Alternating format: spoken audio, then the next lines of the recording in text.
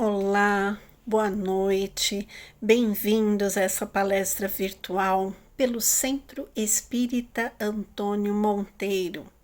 Vou dar alguns minutinhos, algum instantinho antes da nossa prece inicial, mas sejam todos bem-vindos. Aproveita quem está acompanhando, curtir, compartilhar. Quem está acompanhando pelo YouTube, não esquece aí de ativar o sininho para receber notificações. Sempre que o pessoal postar alguma coisa, você vai receber o aviso, fica mais fácil. Já começamos a conversar sobre o tema de hoje, que é do livro Palavras de Vida Eterna, e hoje a lição 38, salvar-se. O que será que podemos aprender sobre esse tema? Salvar-se. Então fica ligadinho, vai acompanhando e já a gente começa a conversar. Só dando um tempinho para o pessoal entrar, começar a acessar e a gente já começa. Bom, acho que já deu. Boa noite a todos, sejam bem-vindos. Muito obrigada pelo carinho, pela companhia. E como a gente faz pessoalmente no Centro Espírita, bora começar com uma prece, fazendo aquela sintonia com a espiritualidade amiga. Então, serenando os nossos corações, elevando o pensamento a Deus, a Jesus, a espiritualidade amiga, rogando que nos acompanhem, nos amparem, nos fortaleçam, que possamos manter mentes e corações abertos aos ensinamentos que se façam necessários ao nosso processo de desenvolvimento e de aprendizado. Que essas energias benditas envolvam não só a nós, mas também ao nosso lar e todos aqueles que conosco convivem. Que a espiritualidade nos ampare, proteja e fortaleça sempre. Que assim seja. Bom, feita a nossa sintonia com a espiritualidade, podemos começar a entender um pouquinho mais essa lição do Palavras de Vida Eterna, lição 38, salvar-se. O que ela nos ensina? Não vou ler a mensagem toda, mas dá para a gente conversar sobre ela. O início tem um trechinho de Timóteo, que é do capítulo 1, versículo 15. O que ele fala? Palavra fiel é esta e digna de toda aceitação, que Cristo veio ao mundo para salvar os pecadores. Tá, ele veio salvar os pecadores como? De que forma? Alguns irmãos acreditam que só pelo fato de Jesus ter estado entre nós, todos os nossos pecados, todos os nossos erros já foram absolvidos. Tá tudo certo. É assim? Gente, não é tão simples assim. Jesus esteve? Sim. Ele nos ajudou, nos trouxe exemplo, enfim, a gente vai conversar um pouquinho sobre isso. Mas o fato dele aqui ter estado não quer dizer que todos os nossos pecados estão absorvidos, que a partir de agora está tudo certo. Não. Porém, Timóteo, ou melhor, Paulo, se referindo a esse trecho de Timóteo, ele deixa claro de que essa lição é importante, de que essa palavra é fiel. O que a gente pode entender disso? Quando ele fala que Jesus veio ao mundo para salvar os pecadores, o que a gente entende? Não é que ele veio aqui para perdoar todo mundo, fazer com que todos os nossos pecados fossem esquecidos e que a partir disso, pronto, já podemos encontrar o reino do céu, já estamos todos salvos. É simples assim? Não é tão simples. O que a gente entende? A passagem dele por aqui nos ajudou? Sim, porém ele veio, ele foi, mudou? As pessoas todas se modificaram? Não, a maioria continuou vivendo, se expressando absolutamente da mesma forma. A fisionomia íntima, o mundo íntimo da maioria das criaturas não se transformou. Continuaram a fazer as mesmas coisas. Então, até nessa passagem, no livro tem vários exemplos. Então, por exemplo, os romanos que estavam na busca pelo poder continuaram na mesma busca. Os judeus continuavam presos e algemados ao racismo que eles tanto cultivavam com relação aos demais irmãos. Os egípcios continuavam lá em queda livre na decadência que eles já estavam. Os gregos continuavam lá sorridentes e impassíveis a tudo que estava acontecendo à sua volta. E a mesma filosofia com relação às suas dúvidas e a todos os prazeres. Então, assim, não houve mudança. Aqueles que eram senhores continuavam senhores, e aqueles que eram escravos continuaram escravos. Mas a missão de Jesus, a lição que ele trouxe, causou alguma transformação, sim, mas no espírito humano de algumas criaturas. Mas, a grosso modo, as coisas pareciam iguais. Então, a partir do toque, do exemplo que Jesus trouxe, como? Ele trouxe um exemplo pelo seu estilo de vida, pela forma como ele viveu e pela palavra. Ele ensinava, ele contava as parábolas e ele buscou acordar as criaturas para a verdadeira fraternidade. Então ele mostrava o caminho da transformação, que era através de que jeito? Através de uma mudança de postura, de comportamento. Então a renovação seria moral. Isso que ele nos trouxe. E o seu grande instrumento de comunicação foi qual? O seu estilo de vida, a forma como ele se apresentava, a palavra. A partir disso, como que a gente pode se transformar? Como que a gente pode colaborar com esse processo? Gente, simples. Ah, como assim simples? Calma. Não é para ninguém ser perfeito de uma hora para outra, mas simples no sentido do estudo e do raciocínio, da reflexão.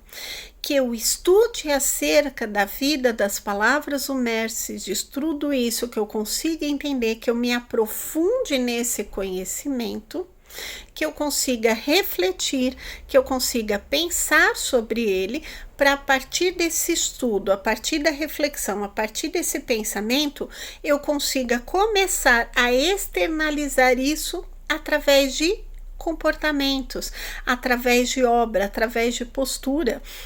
Então, a partir do momento que eu começo a mudar o meu pensamento, o meu raciocínio, a refletir, a estudar, a ampliar todo esse conhecimento, eu começo a abrir um espaço para que o meu comportamento se transforme. Falando dessa questão de postura, de mudança de comportamento, a gente, na doutrina espírita, como nossa palestra, é através de um centro espírita. Na doutrina espírita, a gente aprende que nem tudo é matéria, esse concreto, essa questão que a gente enxerga, que a gente toca, que a gente sente. O verdadeiro é o espiritual, é energia. Quando nós falamos de energia, nós aprendemos, por exemplo, com André Luiz, que o nosso pensamento cria forma, ele se exterioriza de alguma forma. Nós estamos absolutamente cercados por energias de diversas qualidades, sejam energias positivas, sejam energias negativas. Tá tudo aí à nossa volta. Nós escolhemos quais energias estaremos próximos. Nós escolhemos quais energias permitimos que sejam absorvidas ou não permitimos. A partir desse raciocínio, nós escolhemos nos alimentar de quê? Não estou falando da alimentação física, do almoço, da janta, não é isso. Eu falo da energia que nós absorvemos, da energia que nós gradativamente permitimos que nos acesse. Então, que energias eu permito que cheguem ao meu perispírito? Que energia eu permito agrupar à minha volta e que tipo de energia eu estou exteriorizando no ambiente? Que tipo de pensamentos eu emano? Se o pensamento cria forma, eu estou formatando, criando, jogando aqui à minha volta que pensamentos. Questões ligadas àquilo que o mestre ensinou, pensamentos de amor, de paz, de saúde, enfim, de valores, de coisas que agregam, que trazem saúde e equilíbrio, ou, porventura, de alguma forma, eu acabo colaborando com aqueles pensamentos que são negativos, que são tristes, que não são positivos, que adoecem, que trazem sentimentos de depressão, de medo, enfim, e assim por diante. Porque nós nos alimentamos desse pensamento. Tem lugares que nós comparecemos que a coisa parece que é tão densa que é quase palpável. Como nos sentimos nos ambientes?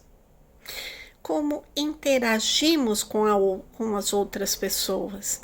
Temos conversas, discursos, falas que agregam, que trazem bem-estar, que trazem harmonia, que trazem algo positivo, ou nós somos aquela pessoa que circula pelos ambientes que parece que tem aquela nuvenzinha escura, pesada, densa, que é triste e que traz algo que não é agradável, que pode dar vontade de fugir, de não estar junto, de não estar ali acompanhando. Então, e aí? O que causamos é importante avaliar, é importante pensar sobre isso, sobre como nós estamos nos posicionando, nos expressando, seja através da fala, seja através das emoções. Por quê? Porque quando nós estamos falando do salvar-se, esse salvar-se não é subir aos céus. Não é essa questão do virar anjo, do ter asas, até porque isso não é assim que funciona, não tem anjo, não tem asa. Ou melhor, tem anjo no sentido evolutivo, mas não da forma como pregado alegoricamente. Então, o salvar-se está ligado, não é a esse vou subir para algum lugar, ficar lá tocando harpinha, ouvindo musiquinha, não é isso não. O salvar-se está ligado ao se converter a um trabalho no bem.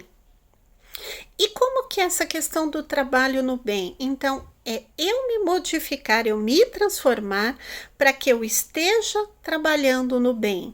É como se cada um de nós se tornasse um emissário do alto ou um representante de Jesus. Gente, olha que legal.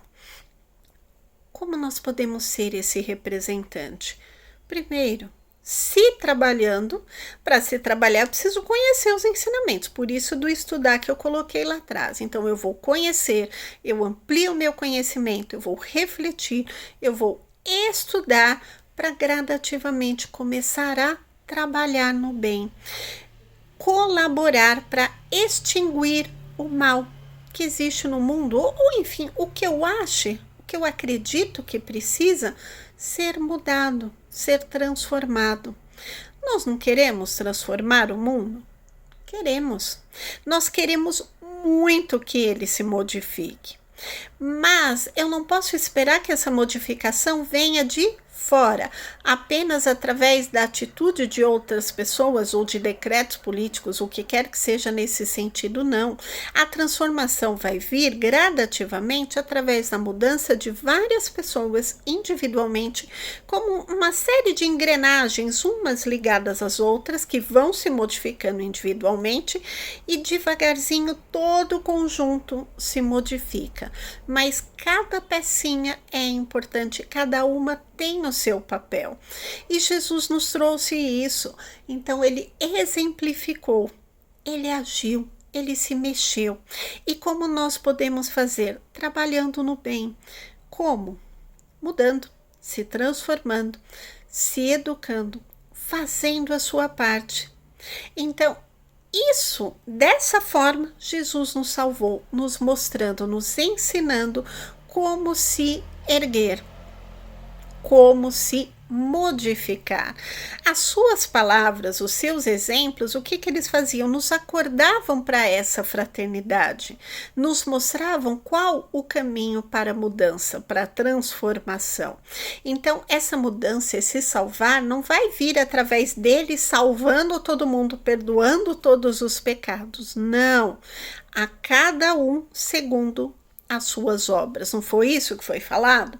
Cada um vai receber, cada um terá o seu tempo conforme o quê? As suas próprias obras. Então, para que eu me salve, está dependendo única e exclusivamente do quê? Euzinha, de mim mesma, das minhas obras, daquilo que eu estou fazendo para que eu tenha essa salvação. Consigo agir no bem? Estou fazendo alguma coisa? Estou fazendo a minha parte? A resposta é simples. Se sim, estou no caminho da salvação. Se não, não estarei no caminho da salvação. Mas também, gente, não estamos no caminho da perdição. Por quê? Porque Deus é amor, é tudo perfeito. Não aprendi, não consegui? Ok, eu venho de novo, repito de ano, digamos assim, e vou fazer a lição de novo. Terei uma nova oportunidade de trabalho, de aprendizado, de fazer de novo, de tentar. Isso é possível e a gente consegue. Então, não deu certo? Tudo bem. Simbora voltar e fazer de novo. Então, a ideia é o quê? Agir, pôr a mão na massa. Cada um iluminando a si mesmo, ajudando, se educando e gradativamente a gente interfere. Só que a gente precisa aprender a agir no mundo. Em que sentido? Bom, cada um de nós tem sua vida, tem a sua rotina, tem o seu dia a dia. Não existe mágica quando nós falamos de processo evolutivo. Quando nós falamos de transformação ou de reforma íntima, não há como ter uma cura, algo milagroso e puf, virei espírito de luz. Estou evoluída, não é assim. O processo é lento, o processo é gradativo e envolve envolvimento. E isso vai acontecer não de uma hora para outra, por isso que ninguém precisa ficar em pânico ou preocupado de ai meu Deus, eu sou tão imperfeito, eu tenho tanto erro, eu tenho tanto defeito, a coisa não vai acontecer, ela vai acontecer. Gradativamente, na medida que eu vou aprendendo, eu vou estudando os conceitos, eu aprendo a identificar o que é certo e o que é errado. No meu dia a dia, na minha atividade profissional, na minha interação com os amigos, numa ida à faculdade, ao estudo, à academia, qualquer ambiente. Eu aprendo a fazer escolhas que estejam associadas a esse desenvolvimento que eu desejo ter. Então, gente, aí é tão importante outro conceito que a gente também aprende, em muitas palestras o pessoal deve martelar muito, que é o que? Orai e vigiai. Só que o orar e vigiar não é para eu ficar presa num lugar lá orando o tempo todo, 24 horas, ou vigiando o comportamento alheio. Não. Orar e vigiar é orar no sentido de eu manter essa conexão com o divino, com o alto, e o vigiar quem? Euzinha. A nós mesmos, ao nosso comportamento, à nossa postura. Por quê? O outro, gente, não adianta vigiar porque eu não vou poder mudar. Eu não posso fazer absolutamente nada. A única pessoa que eu consigo mudar sou eu mesma. Então, eu vou me vigiar para que eu tenha mudança de comportamento. Então, por isso da importância de, no meu dia a dia, seja qual for o ambiente ou a atividade que eu tenha, que eu consiga observar, avaliar o quanto aquela postura, aquele comportamento é coerente com o processo que eu desejo ter, com os ensinamentos que eu estudei, com tudo aquilo, e se eu preciso ajustar ou não. Precisa ajustar como? Percebeu que errou, que pisou na bola em alguma situação, em alguma postura? O que fazer? Tudo bem. Vai lá e muda. vai lá, reveja a postura. Peça desculpas, não é o se crucificar, o se torturar, o mergulhar na culpa, porque isso não vai levar a lugar algum, mas é a mudança real. Então, percebeu que errou? Se desculpa com alguém, vá lá, tenta consertar, faz de novo, corrige. É para isso que a gente encarna aqui, para que haja esse processo de aprendizado, para que ocorra esse processo de mudança. E isso a gente pode e deve fazer gradativamente, a cada dia, na medida que eu estou envolvida nesse processo de observação da minha postura, do meu processo que eu estou estudando, eu estou agregando mais e mais informações, mais conhecimentos, fica mais fácil conseguir identificar o que é certo, errado, o que eu estou fazendo de legal ou não. E nós vamos filtrando aquilo que chega até nós e mudamos a qualidade do que a gente também está jogando no ambiente. Vou dar um exemplo. Por exemplo, aqui hoje a palestra é virtual. Estamos usando esse método. Quando nós falamos de redes sociais, o que você permite que chegue até você? Que tipo de informações você acessa? Você aceita fake news? Você acessa conteúdos nas redes sociais, na TV, na mídia em geral, que te trazem algo positivo ou algo negativo? Você acessa conteúdos que te trazem valores, que te trazem questões morais, questões que te inspiram a agir no bem? Ou você acessa algo que não é tão evoluído assim, que não é tão legal e não traz tão bons exemplos assim. Gente, não é que é proibido o conteúdo que não seja educativo. Não, a gente está no mundo, a gente precisa viver conforme ele. Mas não podemos perder o nosso espírito crítico. Não podemos deixar de avaliar a utilidade daquilo para cada um de nós. Então, sejam filmes, novelas ou redes sociais, é importante agregar questões e pontos que nos tragam valores, que nos tragam bons exemplos. Quando, por exemplo, a gente tem crianças que só acessam jogos violentos, séries violentas e coisas violentas, como eu posso desejar que eles sigam um caminho oposto? Pera, eu vou fazendo com que aquele conteúdo todo negativo passe a ser ok, a ser normal. Mas não é normal, não pode ser normal. Volta e meia a gente fala sobre a importância de filtrar, de observar, por exemplo, o que as crianças estão acessando, o que elas fazem nesse mundo virtual onde elas estão totalmente expostas. Por que isso? Porque a gente sabe que tem coisa que não é legal, que vai influenciá-la. Só que não é só a criança que é influenciada. Nós, adultos, também o somos. Então, quantas vezes nós permitimos com que aquilo que não é legal, aquilo que não é tão bom assim, acaba sendo normalizado? Muita coisa aonde nós deveríamos ser um tanto quanto mais críticos passa batido, mas não deveria. Precisaríamos nos incomodar, precisaríamos tomar cuidado, precisaríamos filtrar e não permitir com que aquilo acessasse a nós, ao nosso lar, a nossa família. Nós geralmente somos, na parte que é material, a gente consegue ser mais crítico ou um pouco mais rígido. A gente não sai abrindo a porta e permitindo com que qualquer um entre a nossa casa. Quem que nós deixamos entrar? Alguém que é conhecido, onde há um porquê, um parente, um amigo. Nós somos seletivos.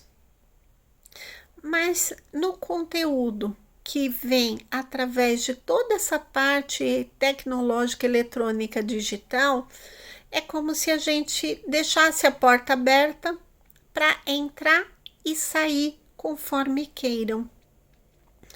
E isso não é positivo.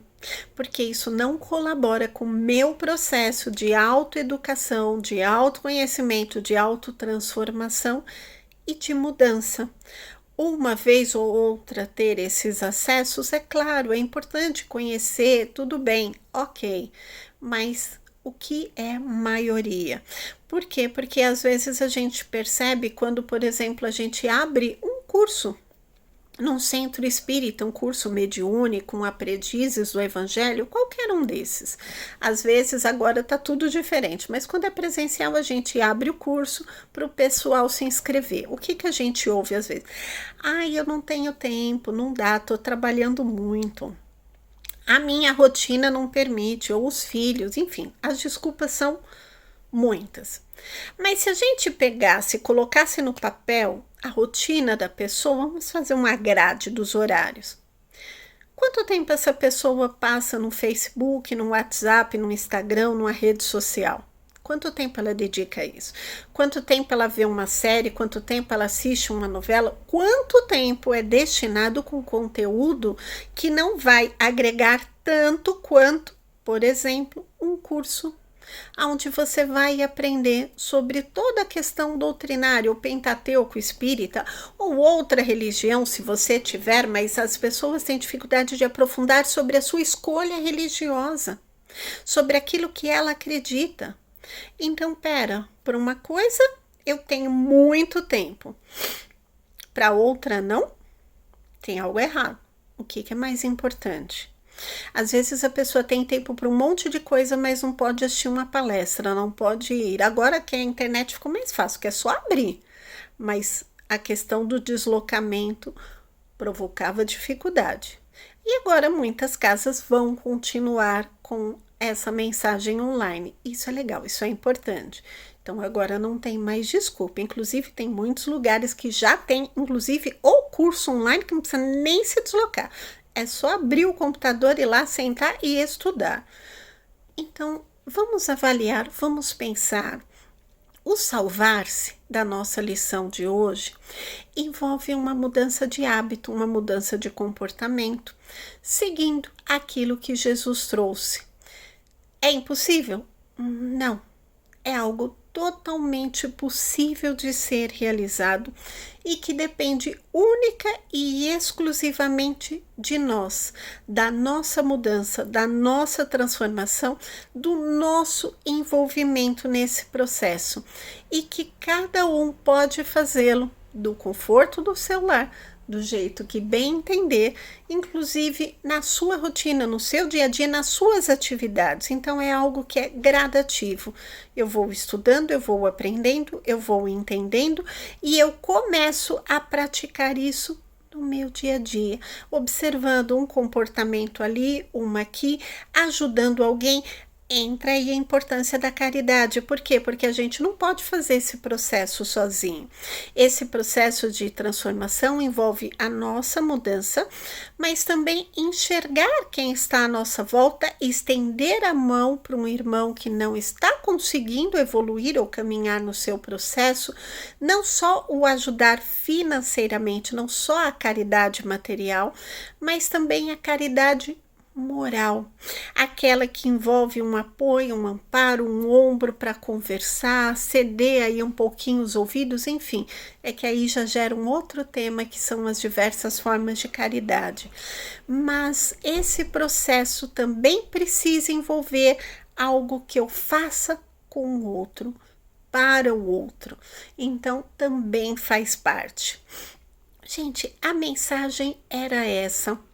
Isso era o que desejava passar sobre essa questão do salvar-se, sobre essa questão do nosso processo evolutivo, que depende única e exclusivamente de cada um de nós. Agora que a gente já refletiu um pouquinho sobre como funciona essa salvação, que ela na verdade está nas nossas mãos, simbora observar o nosso dia a dia, estudar, aprender, assistir mais e mais lives e palestras, aumentar o nosso entendimento para facilitar esse processo. Vamos então mantendo essa nossa conexão para as nossas preces de encerramento. Podemos ou não fechar os olhos conforme cada um se sinta confortável, mas aproveitando para agradecer o carinho, a companhia de todos que estiveram até aqui. Então, mantendo os nossos corações serenos, elevando o pensamento a Deus, a Jesus, a espiritualidade amiga que nos acompanha, que nos fortalece a cada instante. Vamos aproveitar para emanar nossas melhores energias, energias que são energias, vibrações amorosas, energias de amor, de paz, saúde, equilíbrio, que se une às energias, à espiritualidade amiga e é direcionada a todos aqueles irmãos que porventura delas necessitam. Que os irmãos Pai que se encontram nas ruas com necessidades diversas, os irmãos hospitalizados ou que sofrem em seus lares, aos diversos profissionais da área da saúde que recebam também uma parte dessas energias para desempenharem as suas atividades da melhor forma possível, que possamos emanar essas energias amorosas também aos diversos governantes das nações do nosso planeta, para que as suas escolhas, Pai, envolvam o benefício da coletividade e não apenas de suas individualidades. Vibramos pelas casas que professam seu nome, sejam quais forem, para que a cada dia atinjam mais e mais mentes e corações envolvidas no projeto de amor, do bem, da caridade, do crescimento. Enfim, imperfeitos que ainda somos, vibramos por nós mesmos e todos aqueles a quem amamos. Agradecemos, Pai, sua companhia bendita e rogamos que continue a nos acompanhar, a nos amparar e nos fortalecer, não só por hoje, mas por todo e qualquer instante de nossas vidas. Bom, obrigada pela companhia, obrigada pelo carinho, a todos aqueles que acompanharam. Não se esqueça de curtir, compartilhar, de ativar aí o sininho para você receber mais avisos sobre as palestras da casa. Gente, uma ótima noite a todos, muita paz.